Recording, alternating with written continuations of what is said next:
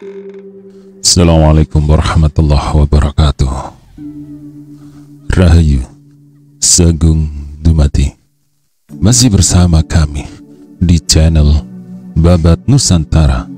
Pada kesempatan kali ini akan melanjutkan cerita Gajah Mada, Kemelut, Tahta, dan Angkara bagian ke-15.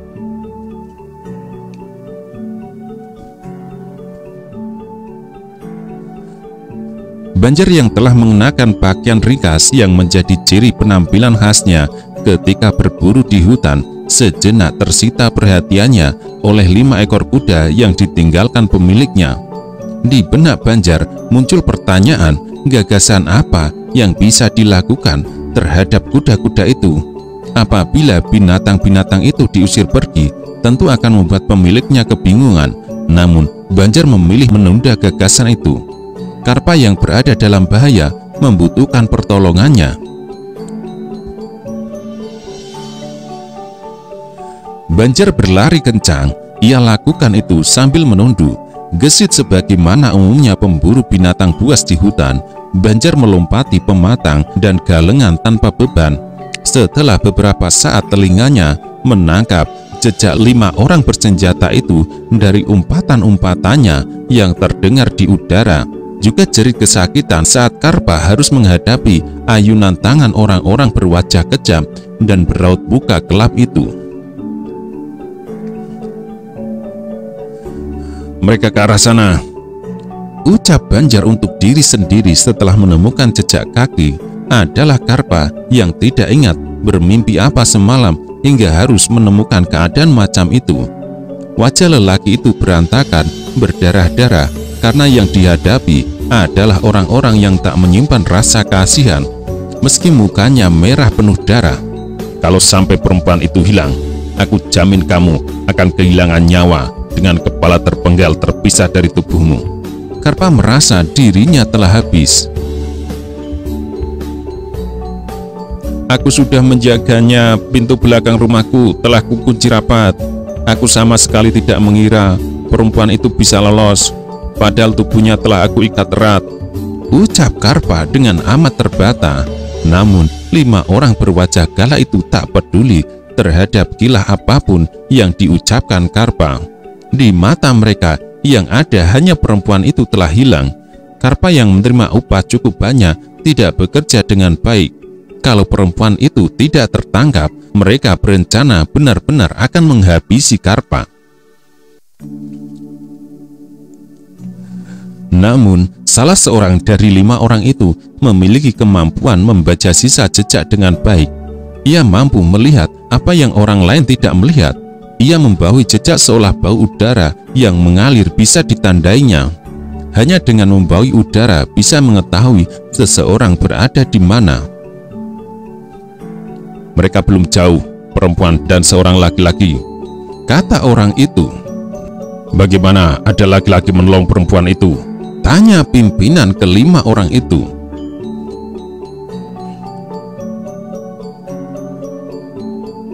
"Aku tak tahu, aku benar-benar tidak tahu ada orang yang masuk ke rumahku dan mengeluarkan perempuan itu," Karpa menjawab. Jawaban Karpa yang demikian menyebabkan orang yang bertanya itu tidak merasa puas. Itu sebabnya sekali lagi Karpa terjengkang oleh hantaman kakinya. Sebenarnya lah tak seberapa jauh di depan, namun tak terlihat karena tingginya semak perdu yang menghalang. Dwarosto pontang-panting berusaha menyelamatkan dia menur. Dari teriakan-teriakan yang terdengar dan dari ayunan cambuk yang meledak, Dwarosto bisa mengukur orang-orang yang memburu di belakangnya makin dekat. Dia menur yang akhirnya merasa tergantung pada pertolongan lelaki itu harus mengikuti langkah kakinya dari belakang. Di perempatan kecil Dwarosto berhenti untuk berpikir. "Bagaimana?" tanya dia menur. Dwarosto akhirnya mereka telah menemukan cara untuk mengakali keadaan.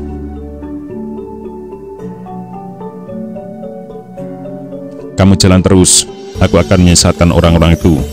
Jika ketemukan pohon randu alas yang ambruk, bersembunyilah di baliknya. Di sana kedudukan tanah akan menyembunyikanmu. Anakku, bagaimana dengan anakku? Biar aku yang bawa. Cepat, mereka makin dekat. Dyah Menur merasa tidak punya pilihan lain kecuali menuruti gagasan yang diajukan Dwarosto. Dengan demikian, menaikkan kain panjang yang dikenakan Dyah Menur berlari. Namun Dyah Menur tak merasa tenang hatinya karena anaknya berada di tangan orang lain, orang yang meski telah menolongnya tetapi belum diketahui siapa. Dwarosto yang pilih membelok meninggalkan jejak yang nyata di tanah gembur dan merobos ladang jagung. Dengan sengaja, Dwarosto bahkan menggerak-gerakkan tanaman jagung itu. Umpan yang diberikan termakan, 5 orang laki-laki garang memburunya melihat ulahnya. Itu mereka, teriak salah seorang dari mereka yang bersenjata cambuk. Kejar! Melihat buruannya, 5 orang itu berlarian. Keadaan demikian mesti segera dimanfaatkan Karpa yang bebas tidak lagi digelandang untuk segera melarikan diri. Akan tetapi Karpa yang malang merasa kakinya lumpuh, wajahnya benar-benar berantakan, tidak ada sebagian pun yang tak berdarah. Pakaian yang dikenakan robek di beberapa tempat, jejak ayunan cambuk yang menghajar punggungnya. Bagaikan orang yang mendadak lumpuh, Karpa tertunduk meringkuk diam di tempatnya. Beruntung Karpa karena beberapa jenak kemudian Banjar telah sampai di tempat itu dan bergegas menolongnya. Mana orang-orang itu? Tanya Banjar. Bahkan untuk menjawab, Karpa tak punya sisa tenaga. Banjar bertindak cekatan, Karpa segera dipindahkan dari tempat itu. Beralas daun pisang, Karpa dibaringkan miring di balik pohon saman yang tumbang diterjang angin.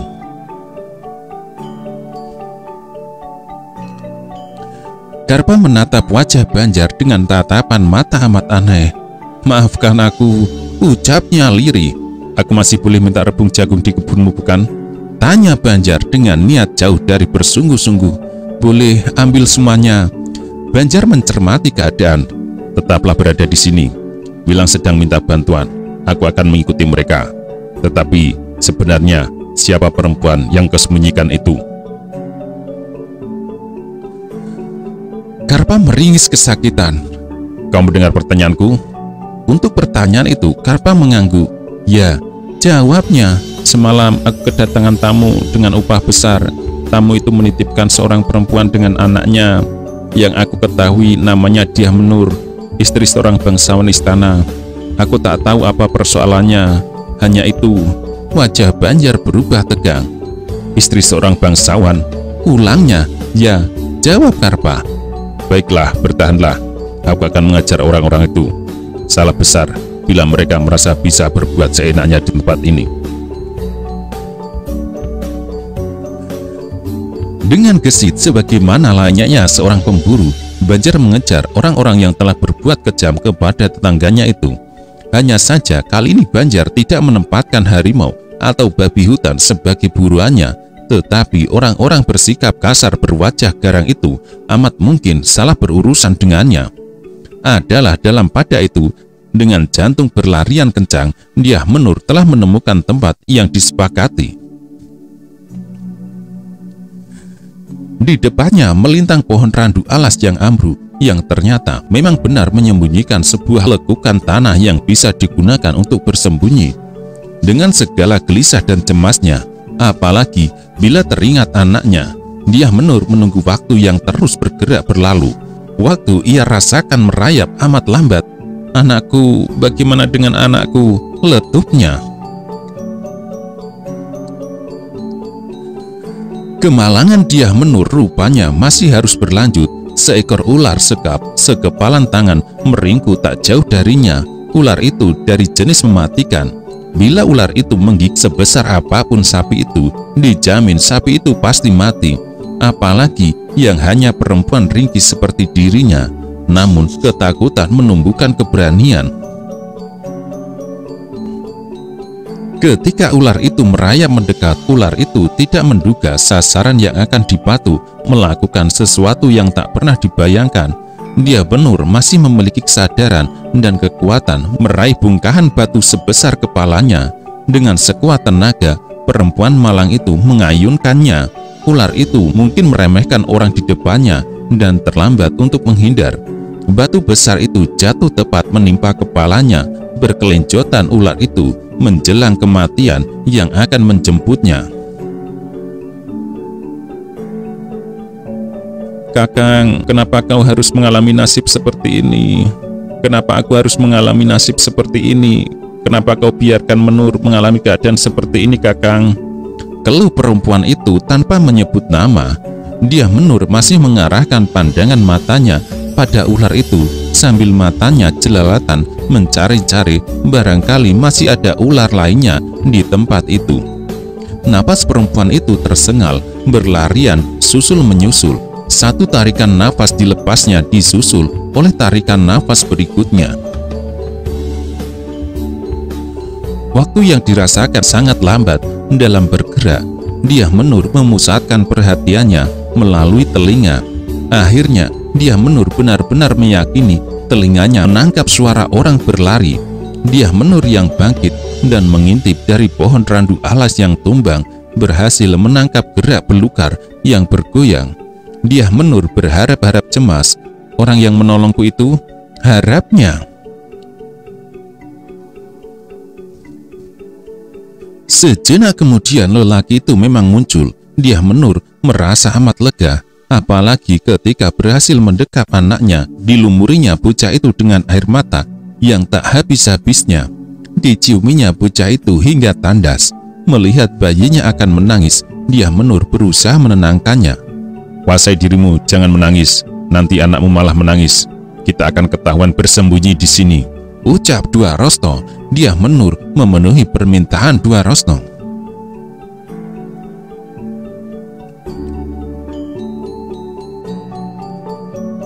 Dengan sekuat tenaga ia berusaha menguasai diri. Apalagi saat dari kejauhan ia mendengar suara umpatan-umpatan dari orang-orang yang mengejarnya. "Mereka akan menemukan tempat ini?" tanya dia Menur cemas. "Aku tak tahu, tetapi sebaiknya kita tinggalkan tempat ini. Di sana ada gua yang bisa kita manfaatkan untuk bersembunyi," jawab Dwarosto. Dia Menur tak menolak dan mengikuti langkahnya. Akan tetapi ada sesuatu yang menghentikan langkah kaki laki-laki itu. "Kau membunuh ular?" tanya Dwarosto. "Ya," jawab dia Menur. "Ular itu nyaris mencelakakan aku." Dengan merayap dan mengendap-endap, Dwarosto membawa dia Menur ke tempat lain yang lebih aman. Sebuah gua yang tersamarkan karena semak belukar yang menutupi mulutnya. Dia Menur cemas apabila gua itu ditempati ular, tetapi dengan segera rasa herannya mencuat. Gua itu tampak sering ditempati menilik terdapat tikar dan bahkan peralatan memasak di tempat itu. Gua itu bahkan tampak bersih. Sebuah sapu juga ada di tempat itu. "Aku sering berada di tempat ini," ucap Dwarosto. Melihat perempuan itu terheran-heran. Dia Menur segera duduk bersandar dinding dengan segala kecemasan yang membuncah. Dia Menur memeluk anaknya. Barangkali menyadari keadaan sedang gawat, bayi itu diam, tidak rewel. Bayi itu mendongak ketika suara teriakan-teriakan orang yang kalap itu terdengar, bahkan pada jarak yang cukup dekat. "Mereka tak akan menemukan tempat ini, tenanglah," ucap Dwarosto. Dia Menur mengangguk. Sebenarnya lah 5 orang lelaki garang itu benar-benar kalap melihat orang yang dikejarnya lenyap. Salah seorang dari mereka yang punya kemampuan melacak jejak kebingungan ketika terhadang sebuah sungai dangkal. "Sial," umpatnya. "Bagaimana?"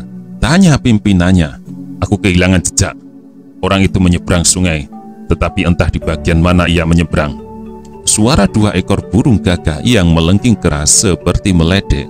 Salah seorang dari orang-orang itu demikian marahnya yang ia salurkan dengan berteriak lebih keras.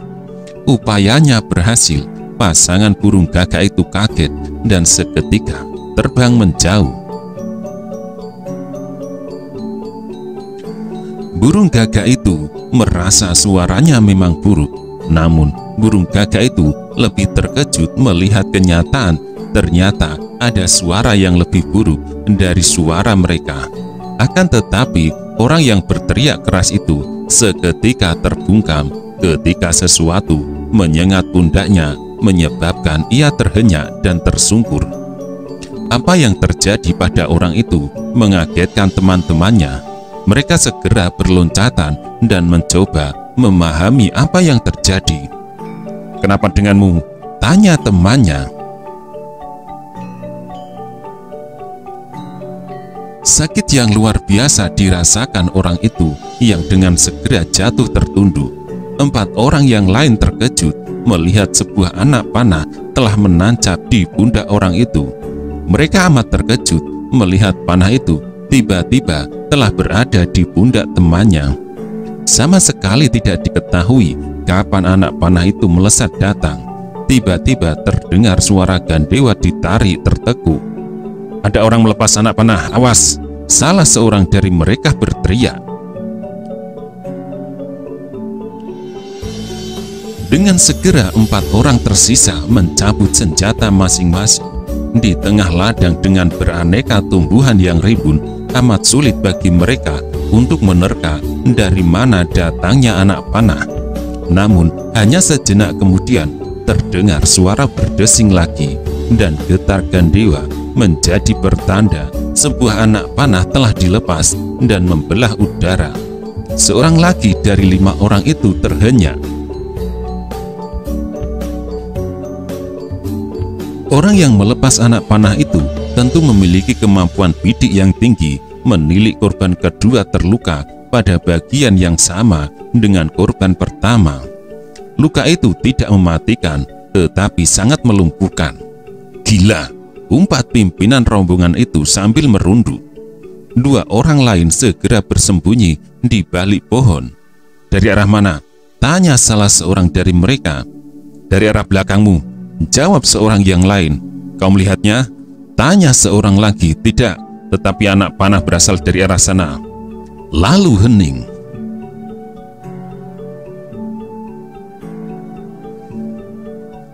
Yang terdengar hanya suara cengeret yang bersahutan. Binatang yang termasuk dalam keluarga belalang itu ada di mana-mana. Sayap dan tubuhnya yang berwarna hijau tersamarkan di antara dedaunan. Cengkeret juga burung gagak di kejauhan benar-benar tak peduli dengan apa yang terjadi di tempat itu. Bahkan daun-daun dan ranting, termasuk ular besar seukuran lengan yang bergayut di dahan tidak peduli. 2 anak panah telah menggapai korbannya. Banjar hanya seorang penduduk pedukuhan itu. Pekerjaan sehari-harinya hanyalah berladang dan berburu di hutan. Akan tetapi, kemampuannya berburu dengan menggunakan anak panah membuatnya amat terampil. Banjarlah orang yang menyebabkan 5 orang itu kalang kabut. Di antara mereka, 2 orang bahkan sudah jatuh, lumpuh tak bertenaga. "Aduh, mati aku!" terdengar suara kesakitan. "Tolong aku, cabut anak panah ini, panas!" terdengar suara kedua.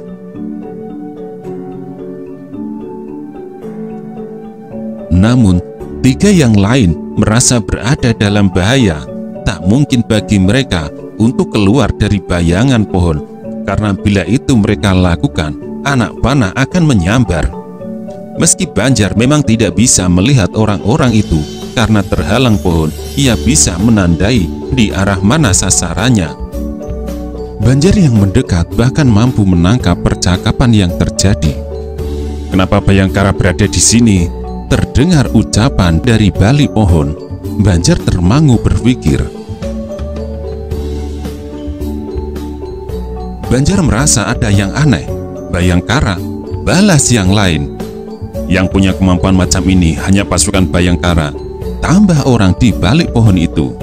"Celaka kita, rupanya apa yang kita lakukan terendus oleh Bayangkara."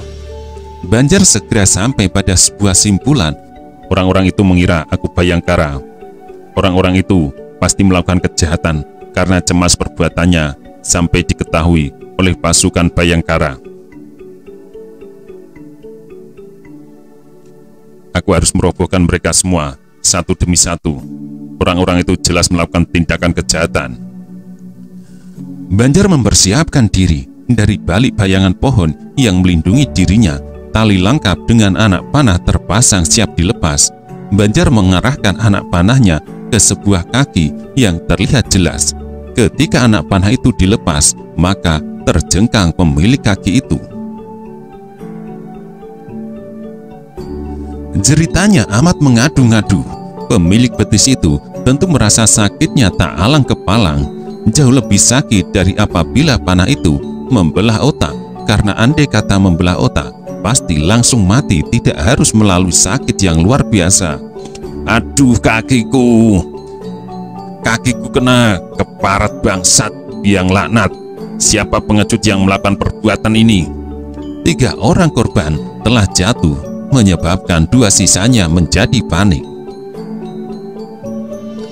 Apa yang terjadi itu mereka yakini sebagai ulah orang Bhayangkara. Tak ada orang yang mempunyai kemampuan bidik luar biasa macam itu, kecuali bagian dari pasukan amat khusus bernama Bhayangkara. Tak hanya kemampuan melepas anak panahnya yang menggerigisi, kemampuan melempar pisau tak kalah terukur dari melepas anak panah. Salah satu dari 2 orang tersisa adalah pimpinan dan seorang lagi menggunakan jambu sebagai senjata.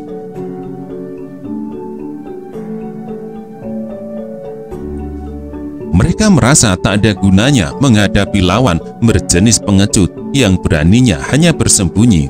Bagaikan bersepakat, tiba-tiba mereka melenting dan berguling untuk kemudian berlari sekencang-kencangnya.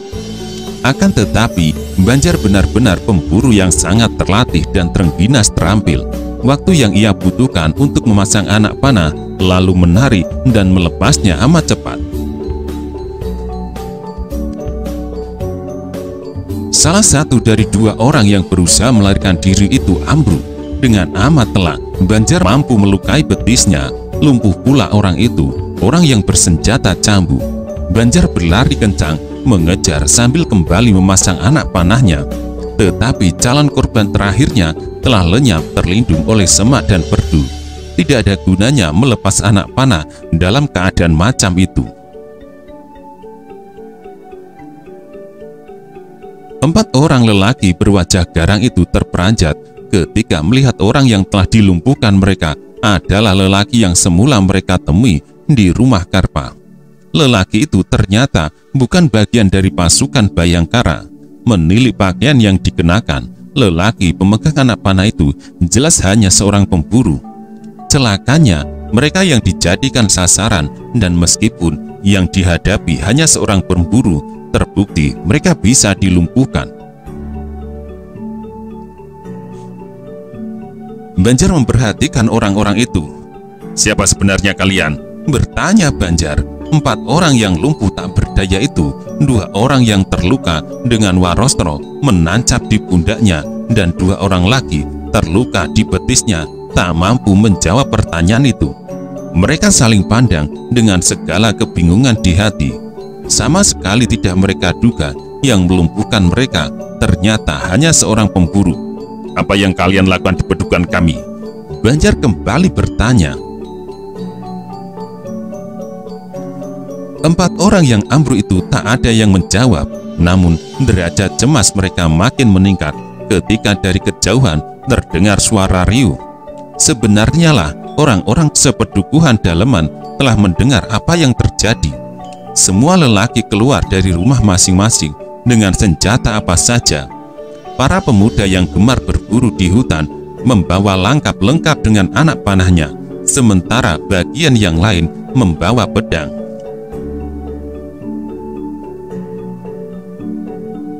Aneh-aneh saja, senjata yang dijinjing keluar ketika penduduk pedukuhan itu tersinggung oleh adanya orang yang berniat jahat di pedukuhan mereka.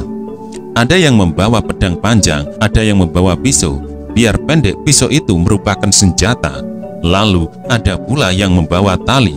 Entah bagaimana cara menggunakan tali untuk berkelahi. Mungkin maksudnya tali itu akan digunakan untuk menjerat atau mengikat.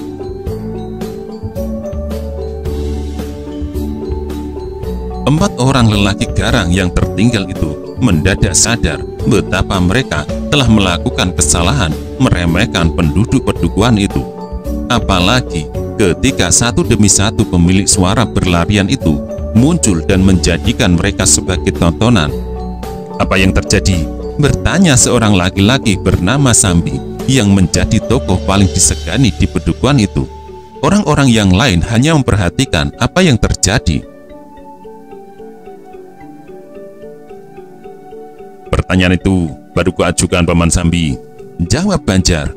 Mereka belum menjawab pertanyaanku, tetapi tampaknya mereka orang-orang jahat. Menilik mereka cemas bila perbuatannya sampai ketahuan pasukan Bayangkara. Yang aku yakini seorang perempuan dengan seorang anaknya yang masih bayi disekap di rumah Kang Karpa. Perempuan itu menurut Kang Karpa istri seorang bangsawan istana.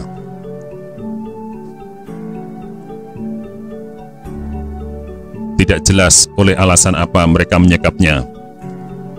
Ki Sambi memperhatikan orang-orang yang berkelimpangan itu. Anak panahmu beracun? Tanya Ki Sambi. Beracun, Paman, jawab Banjar sekenanya. Jawaban itu membuat para korbannya gelisah. Ki Sambi tersenyum karena ia tahu persis Banjar tidak menggunakan racun. Terus bagaimana dengan perempuan yang disekap itu? Banjar memiliki jawabannya. Sangat mungkin Dwarosto menolongnya. Dwarosto? Tanya Ki Sambi. Ya, terlihat ada perubahan di wajah Ki Sambi, semacam kecemasan.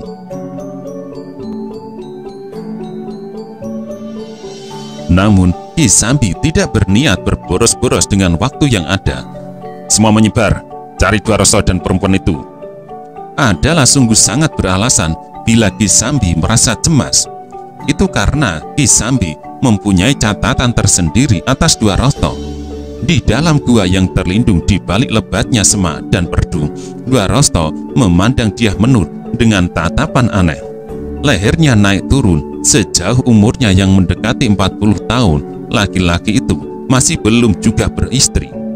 Hal itu karena tidak seorang pun perempuan yang mau diperistri olehnya. Dwarosto mempunyai catatan buruk terhadap perempuan. Di hadapannya perempuan yang sedang menyusui itu sungguh amat cantik. Pemandangan indah yang mengganggu pengendalian nafsunya itu demikian menarik, menyendal-nyendal simpul saraf hasratnya. Itu sebabnya tanpa tanda-tanda apapun Dwarosto melakukan perbuatan yang tidak terduga. Dipeluknya perempuan itu dari belakang. Betapa terperanjat Dyah Menur menghadapi perbuatan itu. Gila, apa yang kau lakukan? Dyah Menur meletup. Jadilah istriku, meski sekali saja. Aku merindukan dan sangat dingin. Sekali saja layani keinginanku, jawab Dwarosto sambil menyeringai. Dyah Menur benar-benar panik ketika lelaki yang semula ia anggap sebagai dewa penolong itu bahkan bertindak lebih jauh dari sekedar menyeringai. Dwarosto menjadi mata gelap. Kecantikan perempuan itu membuatnya kehilangan akal waras yang minggat entah kemana. Betapa gugup Dyah Menur melihat Dwarosto melucuti diri sendiri dan betapa gugup Dwarosto melucuti diri sendiri. Pekerjaan yang sangat mudah itu mendadak berubah menjadi tidak mudah. Jangan, tolong jangan lakukan itu, Dyah Menur meminta. Ah, bukankah kau sudah pernah melakukan? Kau punya anak, anggap saja ini upahku yang telah menyelamatkan dirimu dari orang-orang yang bermaksud jahat itu, ucap Dwarosto dengan liur menetes. Akal warasnya benar-benar sudah minggat entah kemana. Dyah Menur gugup, apalagi ketika dengan beringas Dwarosto yang setengah telanjang itu menubruknya. Dengan beringas berlepotan nafsu, Dwarosto bermaksud menjejalkan diri ke dalam perempuan itu. Akan tetapi dengan segera betapa tersentak laki-laki bernama Dwarosto.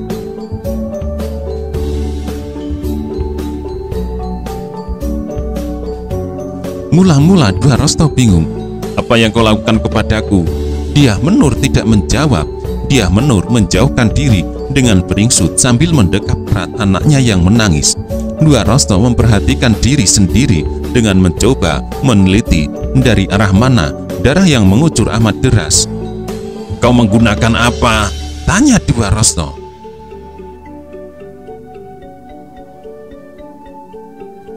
Dyah Menur menunjukkan benda yang dipegangnya. Benda bernama cutrik itu berdarah. "Kau membunuhku," ucap Dwiarosto. Panik Dwiarosto, layak panik karena cutrik itu melukai lengannya dan memutuskan otot penggerak jari tangannya sekaligus pembuluh darah di luka itu. Darah mengucur deras dan tak mungkin dihentikan, apalagi bila mengingat cutrik itu yang merupakan senjata khusus untuk perempuan itu dilumuri racun yang mematikan yang terbuat dari berbagai jenis racun. Seorang empu pembuat cutrik tidak puas hanya dengan racun warangan.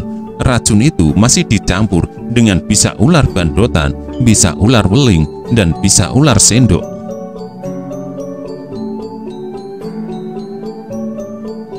"Kenapa kau membunuhku?" Suara Dwiarosto terdengar amat memelas. "Aku hanya meminta kau melayaniku. Aku hanya meminta imbalan itu setelah pertolongan yang kau berikan kepadaku. Tetapi, mengapa pertolongan itu kau balas dengan cara ini?" Terhuyung-huyung Dwiarosto dan ambruk oleh kepanikannya. Dwiarosto amat sadar dirinya tak akan tertolong. Pintu kematian akan segera terbuka untuknya. Dyah Menur merasa jantungnya berdenyut amat kencang. Itulah untuk pertama kalinya ia melukai orang dan sangat mungkin menjadi penyebab kematiannya. Dan itulah juga untuk pertama kalinya ia melihat orang sekarat di ambang kematian.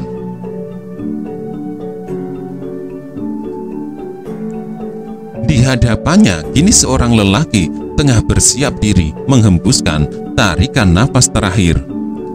"Tolong, tolong!" Dyah Menur menjerit sekeras-kerasnya, dan pertolongan itu datang di saat yang tepat. Dyah Menur benar-benar tidak ingin menyaksikan kematian itu. Ia ingin berpaling, membuang wajah, tetapi tidak bisa memutar leher balik arah. Beruntung Dyah Menur, seorang lelaki menerobos masuk dan menolongnya.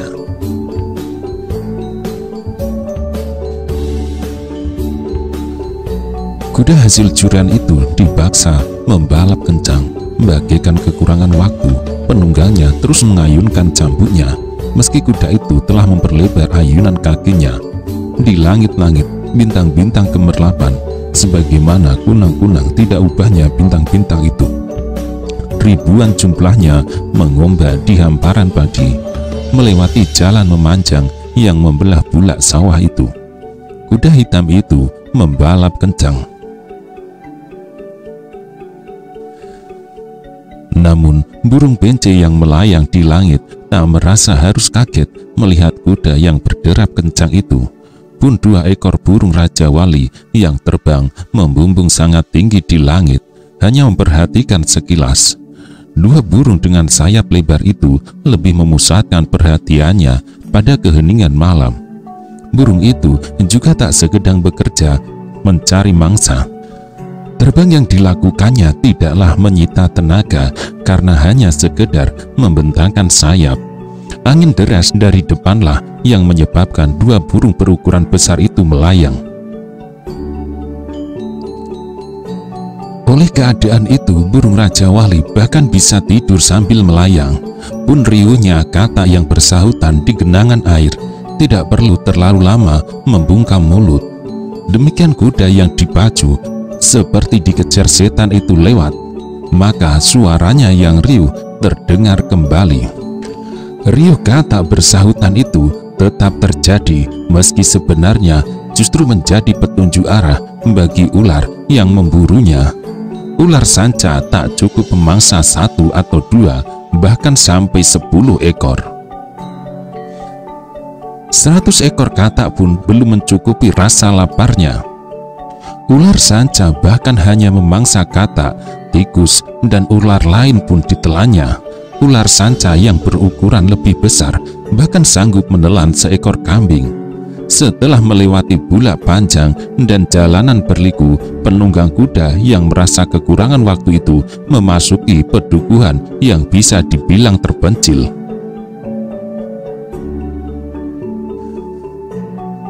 Pedukuhan itu dikelilingi sawah di 4 penjuru angin, juga dikelilingi oleh rimbunya pohon bambu yang amat rapat, menjadikan secara alami pedukuhan itu terlindung dari dunia luar. Pedukuhan itu hanya memiliki sebuah pintu masuk. Untuk memasuki dan keluar hanya lewat sebuah gerbang, yaitu dari sebelah selatan. Jalan keluar dari arah lain di sisi utara telah ditutup rapat dengan pohon bambu pula. Penunggang itu memperlambat derap kuda tunggangannya. Dari mulutnya lalu terdengar siulan panjang yang rupanya merupakan isyarat minta izin masuk. Warna siulan dengan nada yang amat khas itu diterima yang dibalas dengan siulan sewarna. Tak ada pintu gerbang yang harus terbuka karena memang tidak ada pintu gerbang.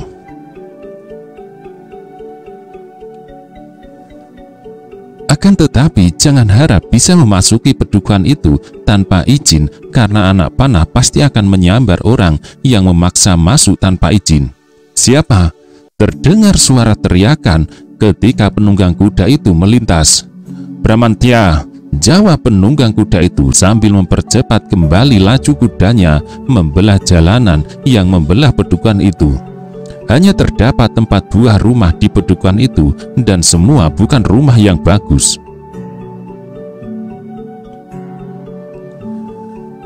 Namun 4 rumah itu berukuran besar dan disangga kayu jati pilihan. Ke rumah yang paling besar penunggang kuda itu mengarah. Suara kuda yang datang itu rupanya memang sudah ditunggu. Bergegas orang itu keluar. "Apa yang terjadi? Mana pula yang lain?" tanya orang itu. Penunggang kuda bernama Bramantya itu berdebar-debar. Kedatangannya di pedukuhan itu membawa beban yang sungguh berat.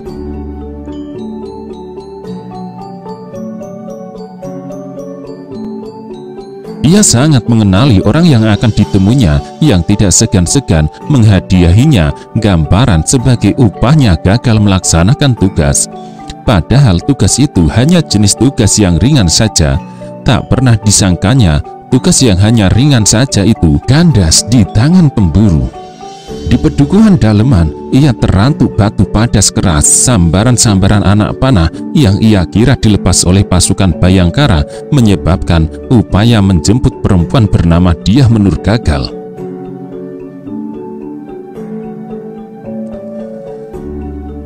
Ia bersama anak buahnya, bahkan kocar-kacir salang tunjang, Bramantya meloncat turun dari kudanya dan bergegas mengikat tali kendali kuda itu ke batang kayu yang memang disiapkan untuk keperluan itu. "Apa yang terjadi?" kembali orang yang menyongsongnya itu bertanya. Amat mencuat alis orang itu. Tangan kanannya memelintir kumisnya yang tak seberapa banyak, hanya beberapa helai saja. "Aku minta maaf. Maaf Kakang Rangsang Pemuda," jawab Bramantya. "Aku tak berhasil. Ada kejadian tak terduga-duga yang menghambat tugasku mengambil Diah Menur dari anaknya. Aku bahkan tak tahu bagaimana nasib teman-temanku. Mungkin mereka terbunuh, mungkin pula ditawan dan kuda-kuda dirampas. Hanya aku yang berhasil meloloskan diri dan harus berjalan kaki untuk kembali ke tempat ini. Itulah sebabnya aku baru tiba. Untunglah aku berhasil mendapatkan kuda dengan mencuri milik seorang penduduk." Mencuat lagi alis Rangsang Pemuda. "Apa yang terjadi?" orang itu bertanya, didorong oleh rasa tidak sabarnya. "Semua karena ulah Bayangkara. Ada Bayangkara di sana yang membuat aku dan anak buahku tidak bisa berbuat apa-apa. Anak panah berhamburan bagaikan hujan yang turun di Gunung Kawi," jawab Bramantya. Rangsang Pemuda merasa bagaikan tertampar wajahnya. Pipinya menebal dan getar bibirnya menunjukkan rasa sakit yang muncul. Jawaban Bramantya sangat mengagetkannya. Segera kecemasannya menyeruak. Kehilangan Diah Menur benar-benar membuatnya cemas. "Bayangkara, mereka ada di daleman." "Benar Kakang Rangsang, Jawab Bramantyo. Rangsang pemuda berjalan mondar-mandir sambil tangannya memegang kening menjadi pertanda ia sedang berpikir menggunakan apa yang ada dalam keningnya. Bramantyo yang gelisah mengelus-ngelus dadanya menjadi pertanda kegelisahannya berasal dari kedalaman dadanya. Anjing terdengar menyala di kejauhan. Entah warna hati macam apa yang terwakili oleh suara yang langut itu. Bisa jadi karena anjing itu sedang menahan birahi, sementara lawan jenis tidak kunjung datang. Kekasih hati yang didambakannya belum ditemukan. Kau yakin Bayangkara berada di sana? Sangat yakin, Kakang Rangsang. Bagaimana kamu bisa merasa yakin? Rangsang Pemuda mengejar. Kami yang berjumlah 5 orang dibikin kocar-kacir oleh anak panah yang dilepas. Satu persatu kami berjatuhan. Sekarang cobalah Kakang Rangsang berpikir, siapa orang yang memiliki kemampuan macam itu selain Bayangkara? Bahkan kaki yang menyebul sedikit dari balik batang kayu bisa digapai. Siapa pemanah yang sanggup melakukan selain Bayangkara? Rangsang Pemuda menjadi bingung. Dia Menur baginya merupakan simpul yang sangat penting untuk menggapai satu tahapan yang harus dilaluinya. Dengan menguasai perempuan cantik itu, Rangsang Pemuda bisa mengendalikan keadaan. Kini Dia Menur terlepas. Di belakang lepasnya Dia Menur tersaji kemungkinan buruk karena Bayangkara pasti mengendus jejak ulahnya. Dia Menur pasti akan bercerita apa yang terjadi dan menimpanya, sekaligus membuka jati dirinya yang tersamar di balik nama Rangsang Pemuda yang bukan nama sebenarnya, karena di balik nama yang sekarang digunakan terdapat nama lain, nama yang telah bulukan dan jamuran bersama berlalunya waktu dan bahkan telah dianggap mati. Bodoh sekali, kenapa hal itu bisa terjadi? Rangsang Pemuda meledak. Justru aku yang mestinya bertanya kepada Kakang Rangsang, kenapa pasukan Bayangkara berada di sana? Amat mungkin Kakang Rangsang yang bocor, bekerja tidak cermat. Janganlah Kakang menyalahkan aku dan anak buahku. Kami tiba di Pedukuhan Daleman dalam keadaan di sana ada Bayangkara yang menunggu dan kemudian menyergap kami. Boleh dikata, Kakang justru menjerumuskan kami. Orang yang disebut dengan panggilan Kakang Rangsang Pemuda itu terdiam beberapa saat, masih sambil memegangi keningnya. Setelah mengingat-ingat, Rangsang Pemuda merasa yakin tak mungkin terjadi kebocoran. Perjalanan yang ia tempuh membawa Dia Menur dilakukan malam hari. Tak ada seorang pun yang tahu jika benar di daleman ada Bayangkara, tentulah karena sebuah kebetulan yang luar biasa. Tidak mungkin bocor, ucapnya tegas. Nyatanya ada Bayangkara di sana. Bagaimana itu bisa terjadi? Rangsang Pemuda makin cemas. Sejauh ini apa yang diangankan dirancang dengan baik dan telah diperhitungkan hingga ke bagian yang sekecil-kecilnya. Akan tetapi boleh jadi bangunan mimpinya akan runtuh porak-poranda yang ditimbulkan oleh hal amat remeh tak terduga.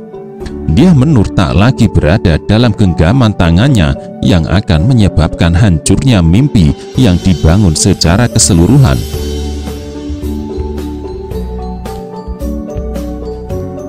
Persoalan kecil dan sepele kalau tidak dikelola dengan baik bisa menjadi persoalan besar. Ibarat keriwikan jadi grojokan. Kita serbu aja tempat itu, Bramantyo mengajukan usul. Rangsang Pemuda mengerutkan kening, lalu menggelengkan perlahan. Bodoh sekali melakukan hal itu, dan Dia Menur pun tidak berada di sana, kata Rangsang Pemuda. Dia Menur pasti berusaha bertemu dengan suaminya, dan itu berarti ia akan menempuh perjalanan ke Kota Raja. Kita hanya memiliki kesempatan itu. Kita cegat ruas jalan dari dalaman menuju Kota Raja. Rangsang Pemuda tak mau membuang waktu. Sebuah isyarat segera dilepas ketika anak panah sanderan membumbung memanjat langit. Seisi pedukuhan itu seperti dibangunkan dari tidur.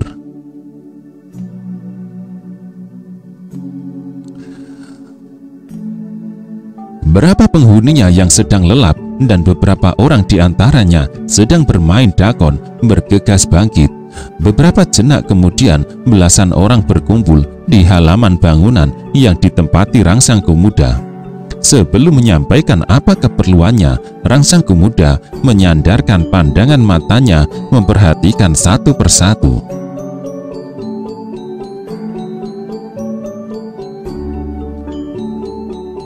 Ada belasan anak buahnya yang berkumpul, yang semua siap digerakkan untuk keperluan apa saja dan kemanapun.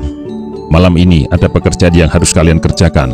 Rangsang Pemuda berkata, perempuan yang aku ceritakan kepada kalian terlepas dan harus kita tangkap kembali. Perhitunganku, Dyah Menur akan berusaha masuk ke kota raja malam ini pula. Mungkin dengan pengawalan Bhayangkara, kita cegat mereka menjelang pintu gerbang, yaitu pintu gerbang utara dan ruas jalan menjelang Purwakarta. Kita lakukan itu dengan baris pendem.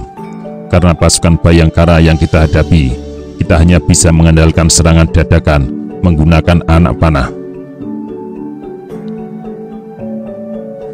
Tak ada pertanyaan apapun yang diajukan, namun penghuni pedukuhan yang tersamarkan di balik rimbun bambu itu cekatan dalam menerjemahkan perintah.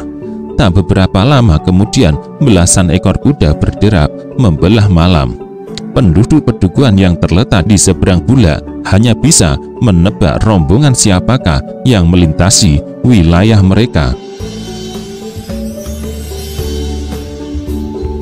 Akan tetapi pada umumnya mereka meyakini orang-orang berkuda itu pasti para prajurit Majapahit yang langlang menjaga keamanan. Derap kuda-kuda yang diyakini para prajurit justru memberikan ketentraman, tetapi tak bagi bocah-bocah kecil yang meringkuk di pelukan ibunya. "Siapa itu, Ibu?" tanya seorang bocah. "Hantu," jawab ibunya. "Hantu yang akan menculik bocah yang tidak segera tidur." Jawaban itu menyebabkan bocah itu bergegas memejamkan mata. Akan tetapi, bocah yang belum lepas dari air susu ibunya itu justru mengalami kesulitan untuk menggapai mimpi. Makin memejam mata, bola matanya justru makin terpicing. Ketika ia berhasil tidur, bukanlah tidur yang nyenyak menyenangkan. Hantu terbang berbentuk bola api justru mengejarnya meski ia telah bersembunyi di kolong tempat tidur. Juga mengejarnya meski ia telah terjun ke kolam penuh air.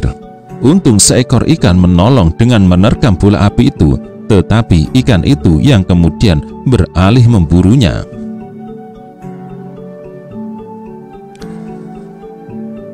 Dengan sekuat tenaga, bocah itu berenang dan berusaha mentas. Celaka dialami bocah itu karena ikan itu berhasil menggapai kakinya. Terbangun dari tidur adalah pertolongan yang membebaskan dari kejaran api dan ikan yang punya banyak gigi. Barisan orang berkuda yang menempuh perjalanan dengan maksud khusus itu terus berderap, menderap, membelah malam.